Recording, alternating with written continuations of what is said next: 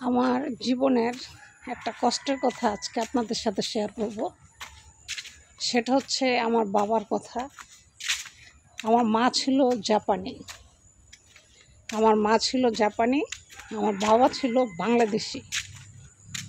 তো আমার যখন বয়স 6 মাস হয়, তখন আমার বাবা আমাকে আমার দাদির কাছে বাংলাদেশে রেখে তারপরে জাপানে আবার চলে যায়। যাওয়ার পর সেখানে আমার একটা ভাই হয়, আমরা এক ভাই এক বোন। তো ভাইটা সম্পূর্ণ বড় হয়ে গেছে আমার মতো, এরকম আমি যেমন বড় হয়েছি আমার ভাইও বড় হয়েছে এরকম। তো মা আমাকে স্বীকৃতি দেয় না, আমি ওনার মেয়ে, আমাকে স্বীকৃতি দেয় না।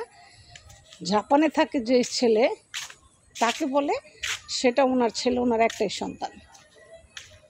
তো আমার বাবা প্রেশার উঠা স্ট্রোক করে মারা যাওয়ায় তখন আমার সেই জাপানি মা কী করছে জানেন? আমার বাবার লাশ বাক্সতে করে বাংলাদেশে আমার দাদির কাছে পাঠায় দেয়। কিন্তু আমার সেই ভাইয়েরও আসতে দেয় নাই, ইভেন আমার মা আসে নাই।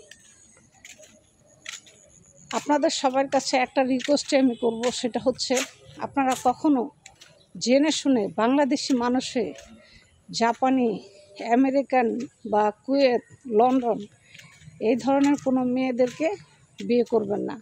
তাহলে আমার বাবার মতো কিসমত আপনাদেরও হবে খারাপ, বুঝছেন? আমার বাবার যত কোটি কোটি টাকা পয়সা সব কিছু আত্মসাৎ করে শুধু আমার বাবার বডিটা আমার দাদির কাছে পাঠাই দিছে। অথচ এত বছর সংসার করছে, কোনো মায়া মহব্বত বলতে কিচ্ছু নাই। এই হচ্ছে জাপানি মার পরিচয়।